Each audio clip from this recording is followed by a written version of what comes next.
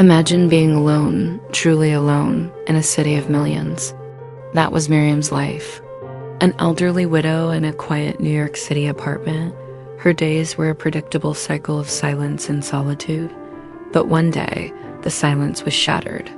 At a local movie theater, a young girl, frail and pale, approached her. The girl's name, strangely enough, was also Miriam. She asked for money for a ticket, her eyes holding an unsettling emptiness. Miriam, moved by a flicker of pity, helped her, and then the girl vanished into the crowd. Miriam thought nothing of it, a fleeting, strange encounter in a city full of them. But that night, the real nightmare began.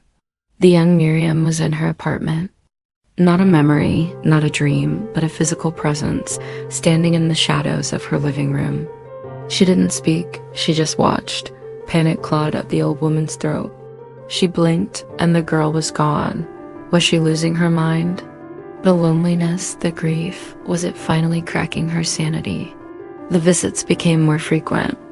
The young girl would appear without warning, sitting in her favorite armchair, standing at the foot of her bed, her reflection appearing next to Miriam's in the bathroom mirror.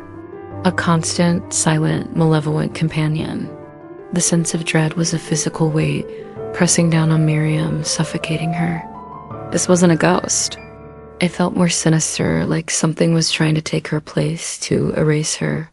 Desperate, Miriam confided in her neighbors, a kind young couple. She told them about the girl, her voice trembling. They listened patiently, their faces a mixture of pity and concern. They suggested it was her loneliness playing tricks on her, a figment of an old woman's imagination. "There's no one there, Miriam," the young woman said softly. To prove it, the husband offered to check her apartment thoroughly. As the young man stepped inside Miriam's apartment, a cold draft swept through the hallway, though the windows were sealed shut. Miriam waited outside with his wife, her heart pounding a frantic rhythm against her ribs. He called out, "See? Nothing here. Just an old apartment." But then, a floorboard creaked from deep within the apartment. Not his footstep. Another one, lighter. A sudden sharp gasp, followed by a sickening thud. Then silence. A profound, terrifying silence.